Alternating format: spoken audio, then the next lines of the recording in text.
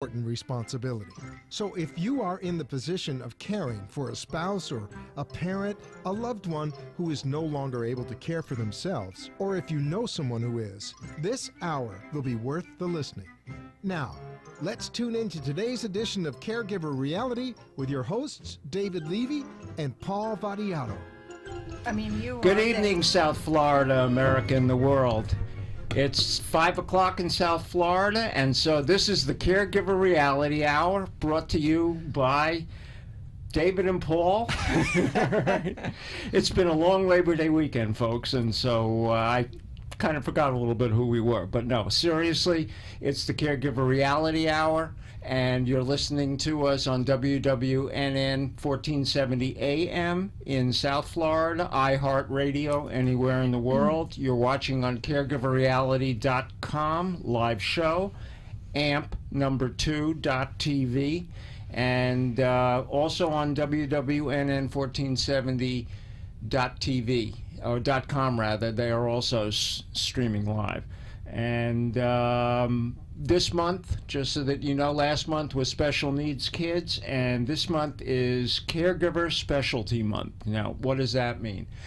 Inside the world of caregiving, there are a lot of specialists. Over the last 6 or 7 months, you've heard from psychologists, you've heard from neurologists, you've heard from legal experts. And so, but there's a whole cadre of other specialists that we really haven't brought forth, who are essential to caregiving, essential inside the healthcare world, that you really need to know a little bit about what they know. And tonight we have on an amazing woman. Her name is Antonella Martino. She is a consulting pharmacist, and she has a doctorate in pharmacy. And she is one of only 286,400 pharmacists in America.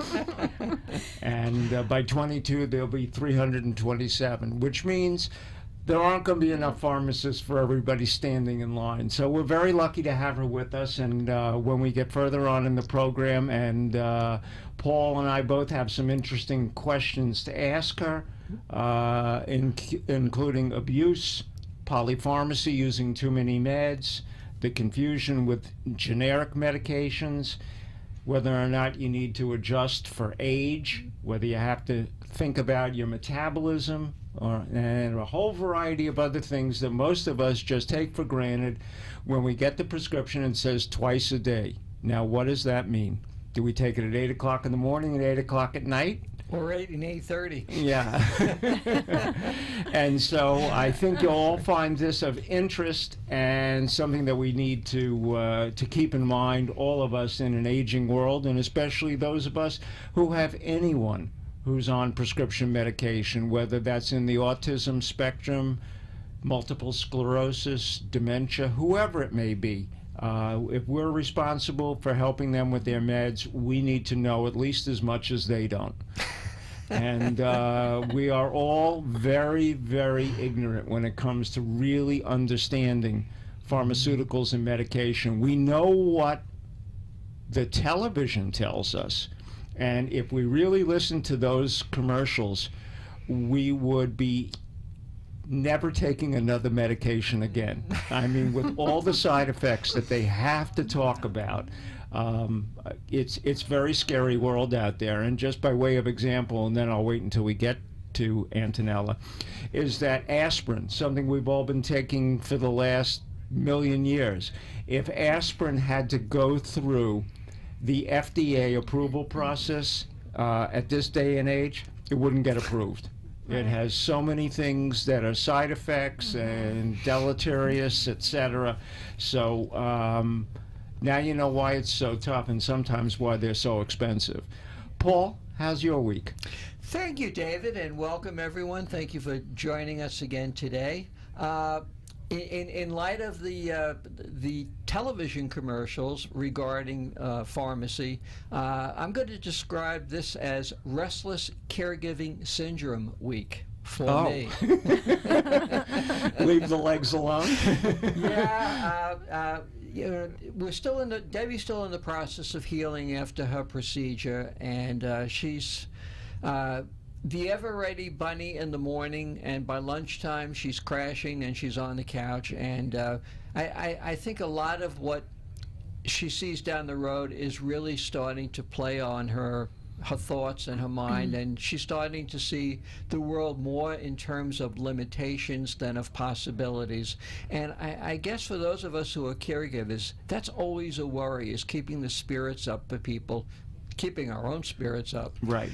but making sure that they understand that there is hope out there, and fighting this, whatever it might be, is very, very important to the healing process. And your lovely bride, Suzette. Tough week.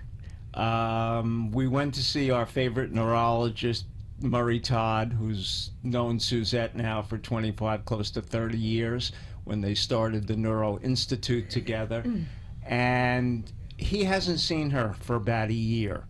And one of the things that I really appreciate about the way Dr. Todd does business is that you don't see him when you come into the waiting room, but he has this little, I won't call it a peephole, right?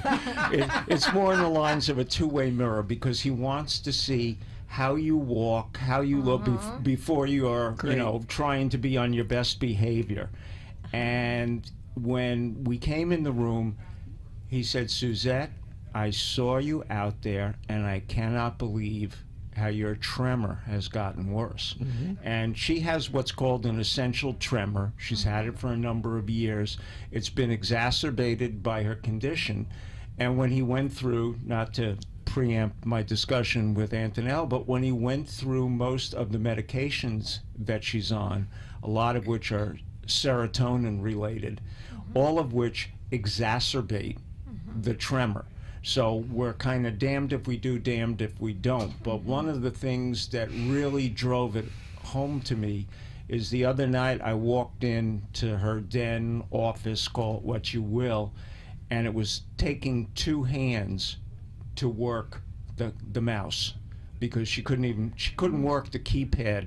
I mean, not the keypad, but the what do you call it? The interactive little what moves Cursor. The cursor mouse, right? And so I had to go get an external mouse to plug in, and that's got her very depressed. And just because that tremor is getting worse, and lately she just, even though it's been limited, her get up and go has really kind of gotten up and went, and she's doing a lot more sleeping than she used to. She's very annoyed at it. She's annoyed at herself that she can't do more, similar to what Debbie's going through. And it's not easy.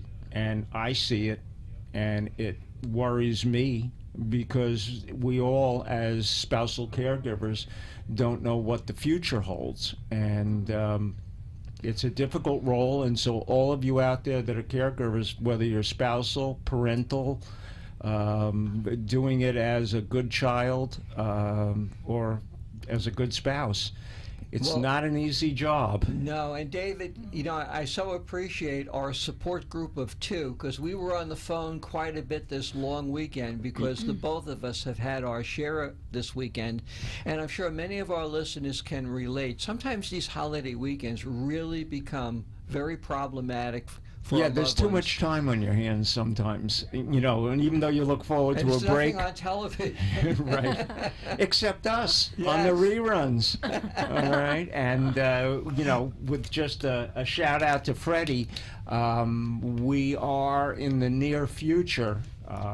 This station is owned by a group called Beasley Communications. And in the near future, we will be expanding, quote, our broadcasting footprint up into the Atlantic area, and a number of stations that Beasley owns in the 4 or 5 states that surround Georgia. So we're growing, and it's a very exciting thing to see. And so there'll be no excuse for anybody on the East Coast soon to say they haven't seen or heard us. And we're very much aware that it's you, the listener, that has been driving this this growing contingent of people who are Caregiver Reality Hour fans, and we appreciate it. So please do join in the discussion. Follow us on Facebook, like our page, LinkedIn, follow us on that page. Our website is available, and we want your input, and we're here to help you. David? And we're going to be upgrading the website in the near future as soon as Paul and I figure out how to sit down with the website designer and pick and choose what we want and we don't want, so that it'll be a little simpler, more responsive, and encompassing a couple of other things than the 50 to 60 million caregivers that are out there, but also a lot of folks that are involved in advising people Yes. on how to plan. And when I say how to plan, I'm talking about your financial advisor.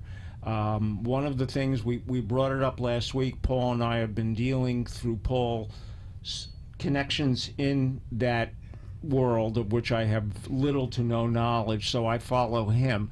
And it seems as though these advisors are now recognizing, either by themselves or because the industry is starting to recognize, the impact of caregiving on planning.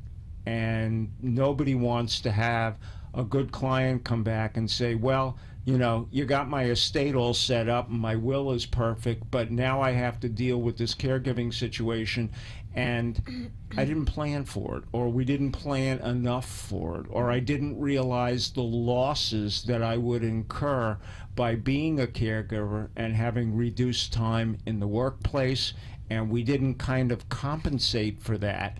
Not that the advisor isn't doing a good job, but caregiving can be a home wrecker in terms of a budget and planning, and now combine that with aging and now say, oops, I have to figure out what I'm going to be doing till I'm 90.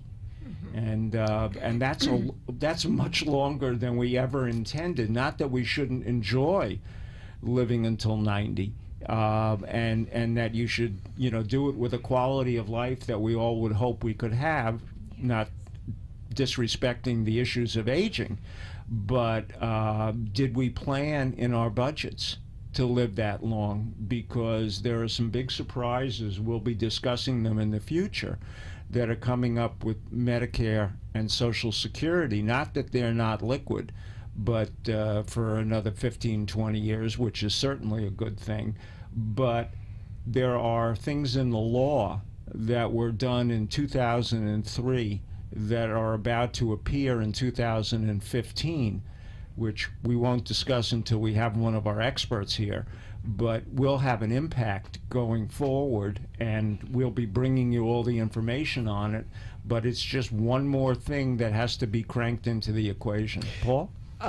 Just to conclude this little part, for those of you that are meeting with your financial advisors in the weeks to come, one of the questions you definitely want to bring in that discussion is, please show me in the planning model that you've put together where you have plugged in the contingency of if one or both of us should get sick and we now need to come up with another $40,000, $50,000, $60,000 a year in order to pay for that kind of care. And you want to have something specific on that, because aging is not necessarily going to be of the healthy variety. We hope it is, when we do our best in our earlier years to make that happen.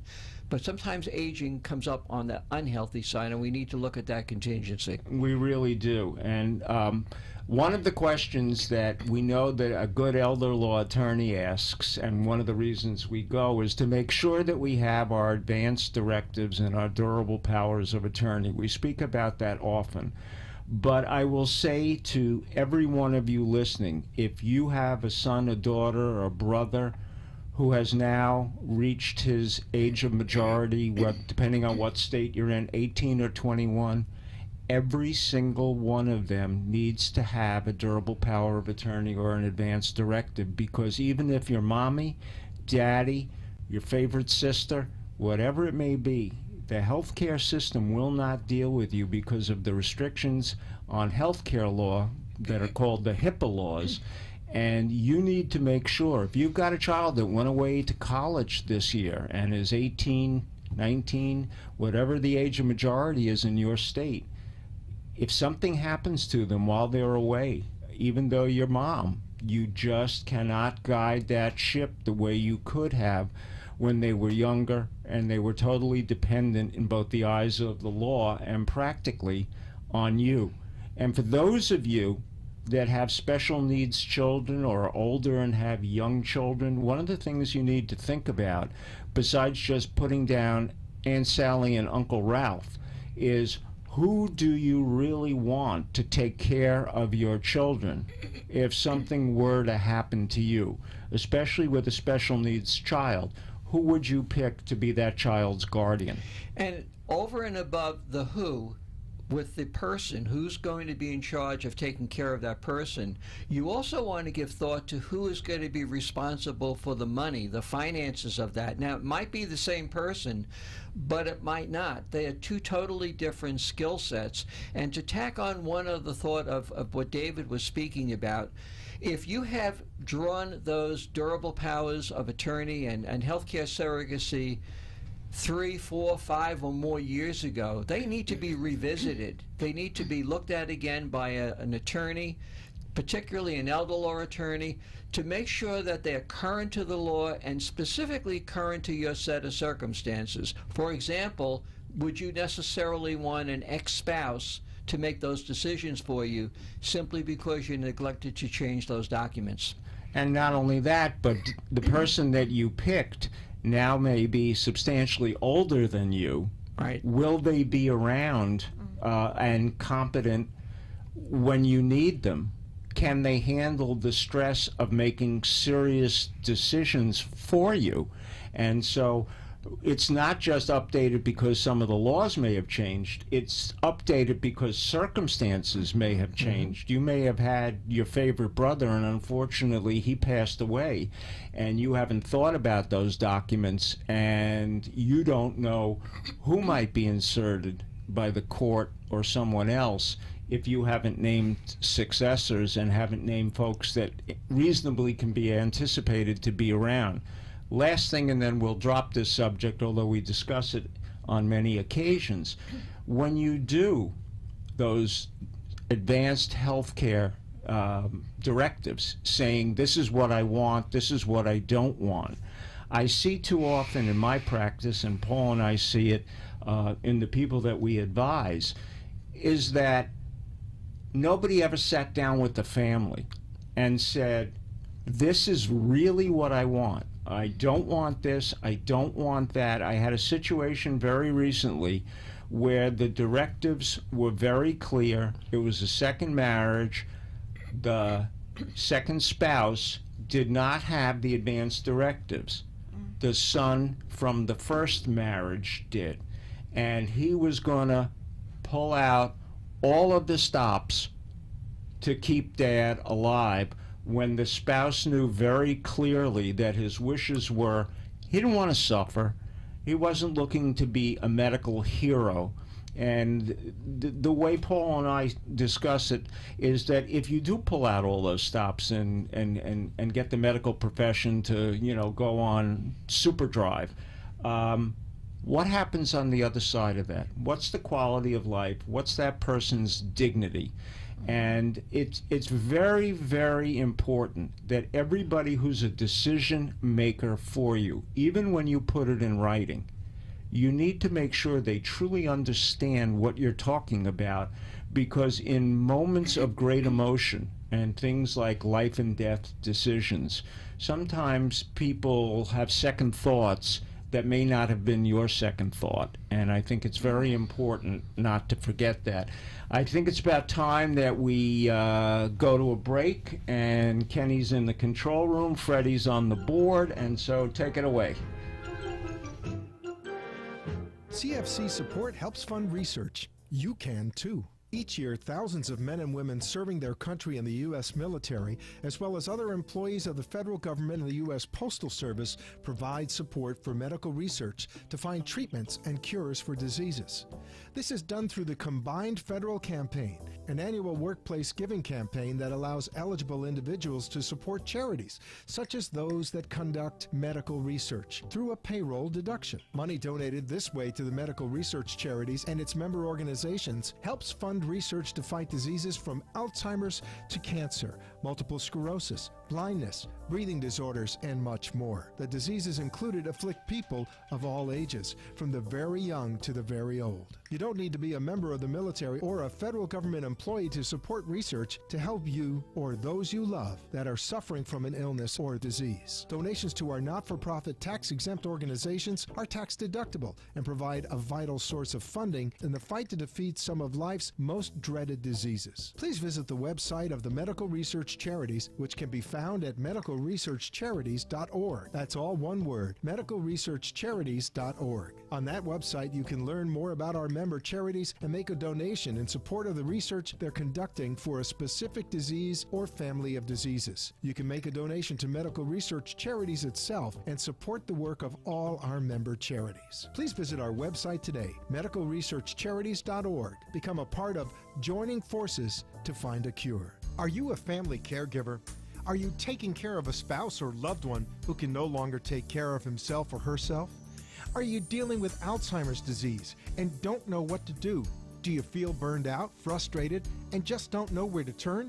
You've tried doctors, lawyers, and mental health professionals and have come to realize that they don't have practical answers to these questions. What you need are experts, non-clinical family caregivers with 25 years of active experience helping thousands of family caregivers like yourself. People who can help you provide a better quality of life for yourself and your loved one. Who you need are David Levy or Paul Vadiato. Reach David at david@caregiverreality.com or reach Paul at caregiverreality.com and let them help you pick the right path towards improving the quality of life for you, the caregiver, and your loved one. This is David Levy. I'm your host on Caregiver Reality. You can hear us every Tuesday from 5 to 6. That's drive time on 1470 AM. You can hear us on iHeartRadio or watch us on caregiverreality.com. To you 50 million caregivers out there, we know what you're going through. We're caregivers ourselves, and we've heard it all in the last 27 years. We've got great advice, good resources, and a place for you to go where you're recognized as a caregiver. So, if you're suffering, if you have problems, you know where to go. You can hear us on the radio, 1470 AM, every Tuesday, 5 to 6. We look forward to hearing from you. This is Caregiver Reality with gerontologist David Levy and caregiver expert Paul Vadiato, who ask you to call in and speak with him on the air toll-free at 888-565-1470. That's 888-565-1470 to share a story or important information. Now, back to today's Caregiver Reality Show. And we're back. And before we go to Antonella Martino, I want to make two clarifications. The first one is that between Paul and I, we have about 67 years of experience, all right? So they were homogenizing us together. So I didn't want you to think that we're not qualified. David, I think we rode the ark for Noah. Right. Noah.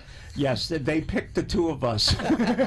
we Two were by the two. Right, we were the two caregivers, and the two male spousal caregivers that went on the ark. But all kidding aside, there's an awful lot of experience between the two of us. We take what we do very seriously, and those commercials were made way before we realized that the two of us would necessarily be doing this together. As you know, we do medical research charities each week. Last week, we answered a couple of questions from MRC followers and listeners. This week, I'm going to do a shout out only because I have someone in my family that's suffering with very bad rheumatoid arthritis. So I'm giving a shout out this week to the Rheumatology Research Foundation. More than 50 million people are living with the pain of rheumatic diseases. The Rheumatology Research Foundation is leading efforts to improve the health of people with rheumatic disease by supporting education, training, and research that will lead to advances in treatment and one day, hopefully, cures. Established in 1985, it has invested more than $100 million into its awards and grants and is the largest private funding source of rheumatology research and training programs, and targets particularly debilitating rheumatic diseases such as rheumatoid arthritis and similar types of inflammatory arthritis. It has consistently received a 4-star rating from Charity Navigator, America's largest independent evaluator of charities. And on average, which is something that I think is excellent, 90 cents of every dollar donated to the foundation is used to fund those awards. And so you can make a donation either through medicalresearchcharities.org, go to the site, click on Rheumatology Research, or you can go directly to their site and see what they're doing at www.rheumatology.org. That's RHEUMATOLOGY, rheumatology.org, and you'll be making a contribution that will be hopefully used to help millions and millions of people, because in an aging world we see an awful lot of arthritis and rheumatoid arthritis. Even with children. And with children as well. But now it's my distinct pleasure to hand it over to Paul and Antonella Martino, who is a consulting pharmacist. And Paul, why don't you take over? Welcome, Antonella. Thank you so much for joining us today. A consulting pharmacist is a rather different type of a title. Can you tell us a little bit about what your designation is and exactly what it is that you do? Yes, consultant pharmacist is someone that specializes in geriatric care. So we do assess medication therapies for anybody that is over 65 and older. Okay. And is there any special training different than normal pharmacy? Absolutely. Okay. A second license is required to be to study, of course, and take an exam, state exam, to pass and become certified, and do some training as well with other consultant pharmacists before we become one. So definitely a second license, Simon. All right. But you have a PhD in pharmacy, is that not correct? Yes, a doctorate of pharmacy is my actual degree. Okay. David and I have often spoken about having a go-to team when we're dealing with our loved ones as caregivers, and we feel that a master pharmacist is so important to be part of that go-to team. Can you give us a little bit of the reasons why, from your perspective, you need to be part of that equation? Yes, absolutely. Well, we probably know that many things can go wrong when we deal with medications or medical conditions and their treatment. So a pharmacist definitely is an expert in that field and can give suggestions and advices on how to better handle medications and their safety. Yeah, so important. It absolutely is. And I know even this past week, without casting any aspersions, when we went to see Dr. Todd, and my wife handed him the list of things that she was taking. You know, he brought out his little PDR and his little black book, and even though he's been practicing medicine for probably close to 50 years, it's very hard to keep up and be concerned about interactions, side effects, and other kinds of issues that come about with pharmaceuticals. And I know because I just watched my niece go through medical school and is now awaiting her fellowship. And one of the things she said, in a world of pharmacy, they don't get a lot of pharmaceutical training. And ultimately what happens, and we see it now very often, and I don't mean to take over your time, but that doctors get used to prescribing certain medicines because that's what they grew up with, that's what they learned about, that's what the medical representatives have brought to them, and so they tend to prescribe against things that they're familiar with. And when they do learn about new meds, it's either through that drug representative or their professional publications. Would you comment on that? Yes, that is true. I don't mean for you, I'm not looking for you to beat up on physicians, No, but absolutely not. That's not our scope. But majority of time, yes, it works that way. And we pharmacists are actually on the end of being able to provide unbiased information regarding those medications and research and FDA approvals afterwards. So to educate, including physicians, nurses, other health professionals about what is good. Antonella, oftentimes when you go to the pharmacy to pick up your medications, in that very hurried fashion as to swiping the credit card, someone will say to you, have any questions about this new medication? And it's sort of like part of the routine. Can you talk a little bit about that, and what should you say when that question is asked to you? What kind of questions might you ask? Sure. Well, a new medication, definitely you want to learn more about. If you didn't have that conversation prior with your physician, if you didn't have sufficient time to discuss, but definitely when is the best time to take that medication? If it's said to be given daily, is it at morning? Is it an empty stomach? Is it with food? What's the best way for your body to absorb that medication? So that will be one of the most important questions first. Right. And what about how it might affect you in addition to other medications that you're taking? Because usually we use the same pharmacist, or at least the same pharmacy. It may not be the same pharmacist, but they do have the ability to pull up your record and see what else you take. Sure. All right. Now, you're a consulting pharmacist, and this is more of your specialty. I don't mean this in any way, but with the deepest respect, but is the average pharmacist behind the counter in CVS or Walgreens or wherever it may be skilled at discussing those kinds of interactions? Is it something they're conversant with, or is it really somebody with the advanced knowledge that you have? No, every pharmacist is able to, of course, discuss any interactions that may be among medications and supplements or vitamins and other over-the-counter products we may be taking. Sometimes we just don't have the time at the dispensing level, but any major potential interaction is discussed, whether we can go ahead and give that medication or not to the person. But there are so many different things to consider if our pharmacist is aware of everything we really do at home with vitamins, with supplements, with over-the-counters.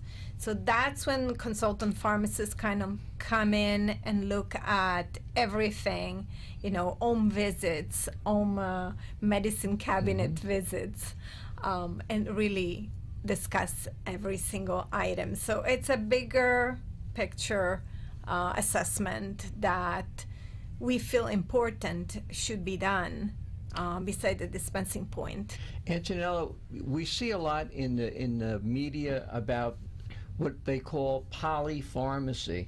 And can you tell our listeners what do they mean by polypharmacy, and why is that something that they should be very, very concerned about? Sure. Polypharmacy is the use of multiple medications that can be necessary or unnecessary. And that's where we want to really have a detailed assessment of each medications. What is it used for? Are we getting, results from the medications that we are receiving? Or it's something that was prescribed 20 years ago, and never really reevaluated by our current physician, and may not feel comfortable discontinuing the medication, but there may be no longer an issue to continue taking that medication. So we also communicate with physicians all this information and assessment we do with the individual. One of the questions I have is, I know that one of the reasons that polypharmacy rears its head in this day and age, we go and see many different kinds of doctors and specialists, Yes. each who prescribe for the disease or the modality that's right in front of them. And even if we bring in a list, the medications that the cardiologist may prescribe versus what the pulmonologist may prescribe versus what the urologist might describe are not necessarily, in other words, if I'm a cardiologist, I pretty much know what are the cardiology medications and what I'm going to prescribe, but I may not really have a great handle on what the other specialists are prescribing in their medical prescriptive world. Are you the person that can sit on top of that? And because everybody seems to be afraid, you know, you got to keep taking my meds, and I really am very concerned about taking you off of any other specialist, both for liability, and I may not be 100% sure exactly what it's doing with your other condition. Could you speak to that for a moment? Sure. I think that the point would be that even different medications for different medical conditions may work similarly or in opposition to the other medication. So medication don't only work one way, they work in different system of our body. So I may duplicate or triplicate actions by using different medication for different conditions. So that's the point. So you're kind of taking a hyper pill, maybe, you know, Right. or a double or triple dose, yes. even though it came from different doctors for apparently different Yes. reasons. Antonella, when they do the testing on these medications, how many typically will they test against? 3, 4, 5, 6 different kinds of medications? Because, I mean, some of our clients are taking 7, 8, 9 different medications. Do they have statistics, or do they have some sort of research on how they interact with that many of them? No, their interactions are based on the way the medication works. So we consider a certain mechanism to be affecting the mechanism of other medications. So it's not specifically studied at the level of each individual medications, but more of how they work and how could they affect each other. And even when you get out to, as Paul said, 8 or 9 or 10 meds, you can still track those interactions, or do you reach a point kind of where the equation gets too busy? You know, in other words, you know, the one you started with has a problem with number 2, and it may have a problem with number 5, and may have a problem with number 8, but you can't give up number 8. You know what I'm saying? Yes, and like and a I recognize compromise. that there has to be some form of finite, where can we get to before we just kind of throw up our hands in frustration and say, this is polypharmacy and we got to live with it. Well, a lot of the medications, minor interactions, even by the way they work, it's monitoring. So if I have to stay on certain medications and I need to take others that may potentially interact in a minor way, there is always like the monitoring parameters that our physician is responsible for checking. So although we may be at risk of some side effects, we are checked, you know, to avoid then incidents from happen. Is that a physical check? Is that a urine test? Is that a blood test? How do we understand? I mean, I know if I take a pill and I feel Sure. lousy, then probably I shouldn't be taking it, even though it might be doing good. Right. We hope to have, you know, all the diagnostic testing and blood work or urine samples, you know, before we get those symptoms that we may experience a side effect So yes. Yeah, I have a question, David. Just last week, Debbie needed to get a new medication filled, and we're in a world of generic medications today, and Right. you know, it's probably a good thing. I'm not going to address that. But it was a 3-month supply of medication, and I opened up the bottle and I looked inside the bottle, and I saw 3 different color pills, all of that medication. And yeah, I just sort of had a feeling, how do I know that that's really the same medication when they look entirely different? Different markings, some of them were actually different size. Okay. Well, different manufacturers of the same generic medication may have different shapes, different color, different symbols on them. So definitely in that instance, call the pharmacist, tell them that, you know, in your bottle you had 3 different colors pills.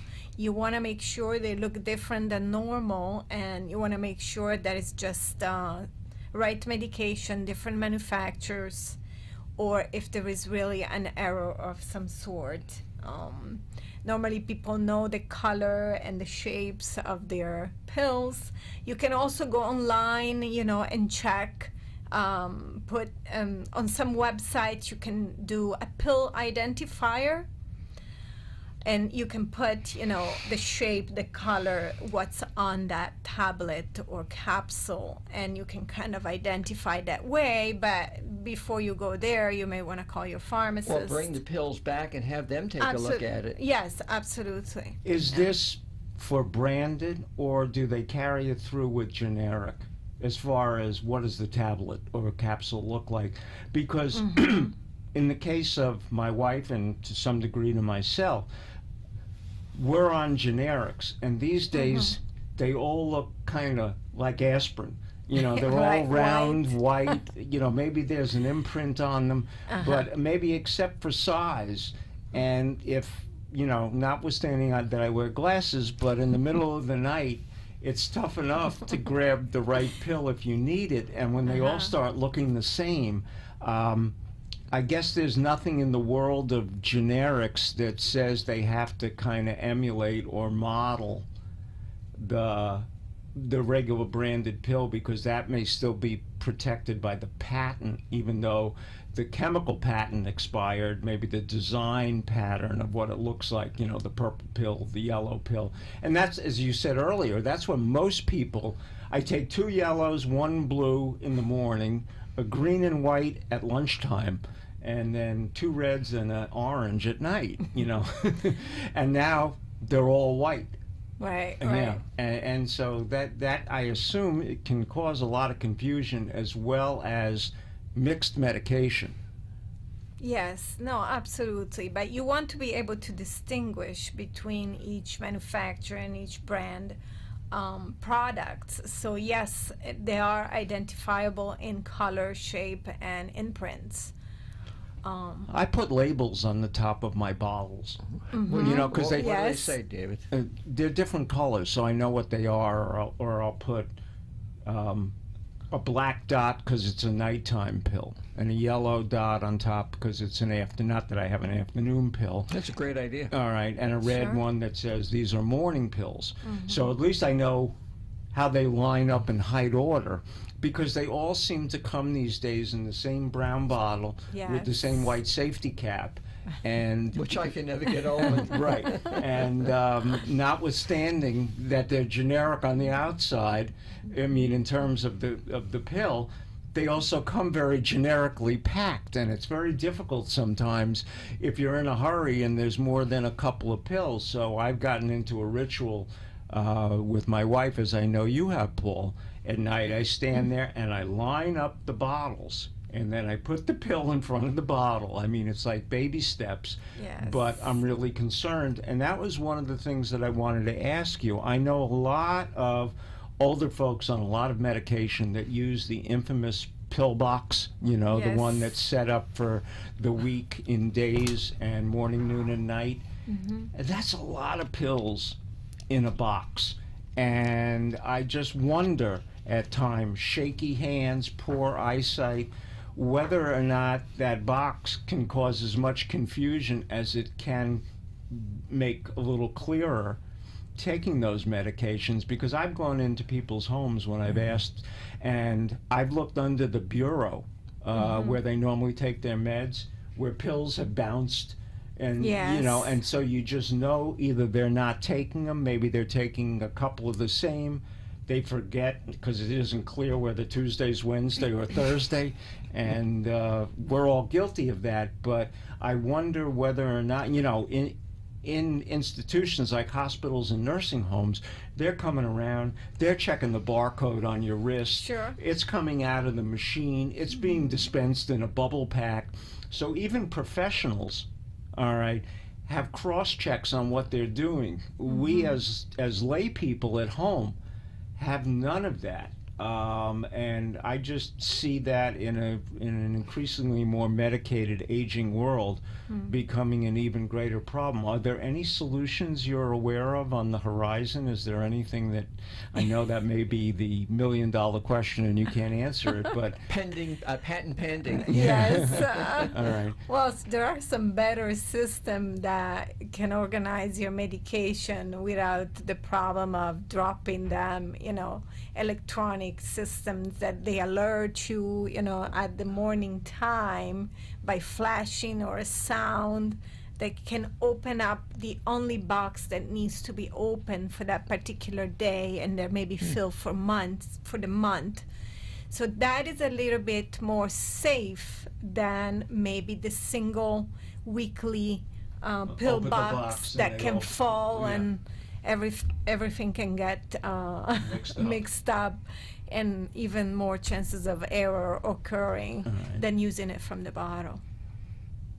I know that, you know, in the world of pharmacy, we can hit certain limitations. I'm kind of aware, you know, the frustration that everybody has because there isn't anything new and exciting in, let's say, the Alzheimer's pipeline. Right. But I'm concerned because what I do see more and more of is the warnings that are coming down that we don't have enough antibiotics in the pipeline, and that we have been medicated over the years. When we go in and complain, I have a cold, I have the flu, and it's easy enough to write a prescription. And we've kind of created superbugs. That's how we got Right. MRSA, methicillin-resistant Staph aureus, and others. And so where are we? Do we have anything that you're aware of coming down in the pipeline? And how close to the tippy top are we now in terms of the superbugs like MRSA? Well, unfortunately, I have not heard of anything coming up that is, you know, more broad spectrum covering, you know, a larger number of bacteria or a virus, just because it seems like we have exhausted all our sources, and we have used probably antibiotics in the wrong way more often that we would have liked in our body. Obviously, maybe also not having taken them for the full duration. Right. We have created resistance ourselves, you know, and now we are in a not so easy situation when it comes to very serious infections. Right. We see that a lot with urinary tract infections. Yes. Oh, yeah. The short duration pills that don't Sure. work, Yeah. and they tend Get to changed. repeat themselves and create superbugs. Yep. Yes. I know this is a little sensitive, Antonella, so maybe get a little bit of guidance here.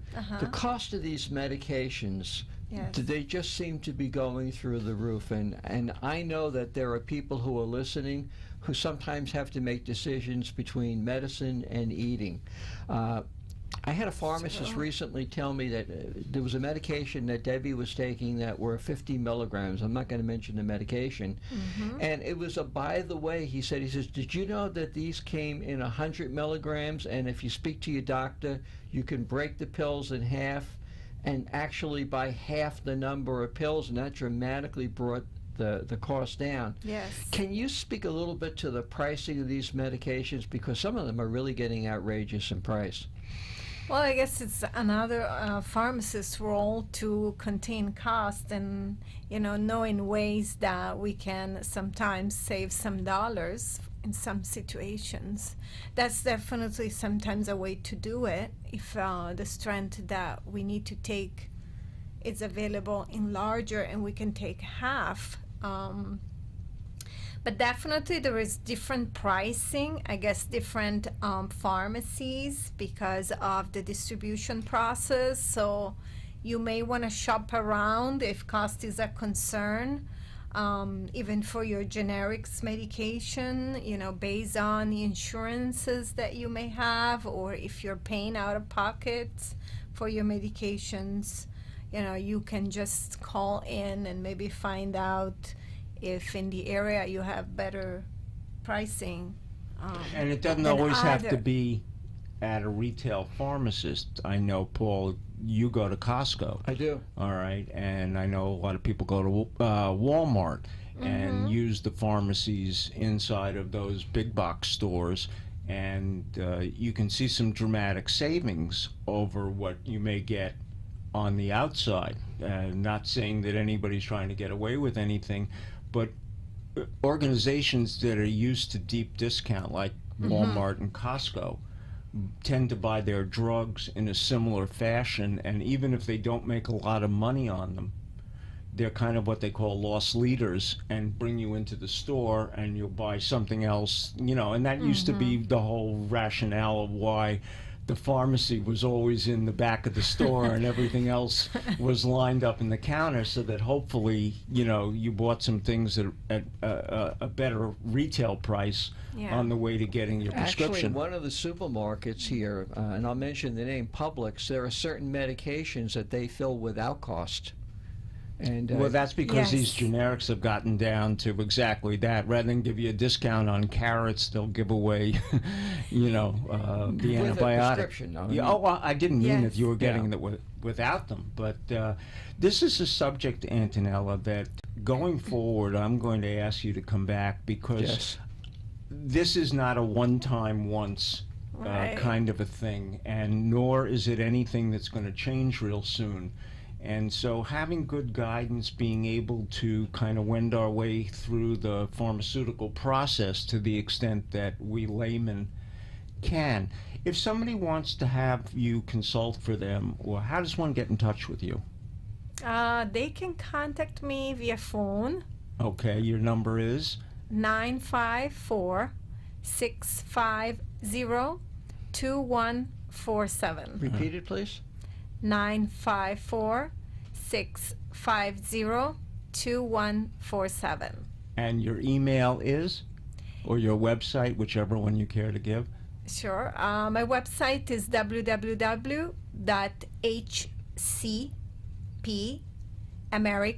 www.hcpamerica@gmail.com. So that's Harry So- Charles Peter America. At gmail.com gmail.com. for my address, Okay. email address. Do you have any, before because we're just about out of time, any Sure. last comments or thoughts you'd like to leave our listeners with before we wrap up tonight? Yes, I'd like to say to, become educated about your medications, why you're taking it for, and what they do, and what are the major side effects. Stay informed because the medical informations and research changes every day. And take responsibility for your health. You are the one that has a shared responsibility with physicians and pharmacists and caregiver to be well aware of what you're doing. Thank you. I think that's Great advice. great advice. And I also want to give a shout out tonight to Arden Court, one of our sponsors. I know that there may be a bed coming up in Delray at the Arden Court if you think you need it. 561-498-5552. Ask for Marsha. I'm not kidding. It's just that there's always a line, and I Yes. happened to have been there the other day, and they said they thought there was one coming up, and that's 561-498-5552. They're right on Jog Road, just before Linton Boulevard. We'll be at the Manor Care Nursing Home tomorrow morning. Our support group films The one from 2 weeks ago Yes. was posted today on the website. So if you want to see caregivers in action, that's the place. We don't script it. We don't control it. Whatever they have to say, whatever's on their mind, it gets on the table. It gets discussed. In the future, Paul and I had an opportunity last week to go see a very interesting young man by the name of Andrew Berkey. And he is on the campus of FAU dealing with students that have addiction issues. It's called Life of Purpose, and it is an academic focused substance abuse program. And we kind of saw it in action, and they purchased some homes in the area that are set up like dormitories for students. And the counselors that advise them are not only talking about addiction, but they are driving them through academic performance. And some of the turnarounds from some of the people that he described who were really in big trouble and then turned around, got back on track, got their master's degree, et cetera, is very, very heartwarming, very unusual. And We'll have him on and interview. we'll have him on in the near future. But this is an exciting program, and it's going on, at least for those of you here in the South Florida area, right in our own backyard at Florida Atlantic University. As we get further on in educating the public, I want you to know that our book on practical problem solving for the caregiver is available on Kindle. You simply have to go put in David Levy Caregiving, and the book will pop right up. And I think for under $8, it's a value worth having just for the education. I did not write about how I take care of my wife. This isn't a book about what I remember taking care of my father, my mother, which I did.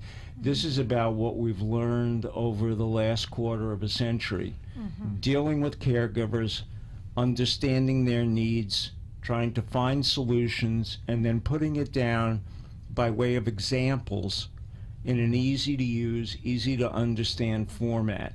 And I just want everybody out there to understand that it's available, and it will give you a great grounding in caregiving, no matter what stage of caregiving you're at.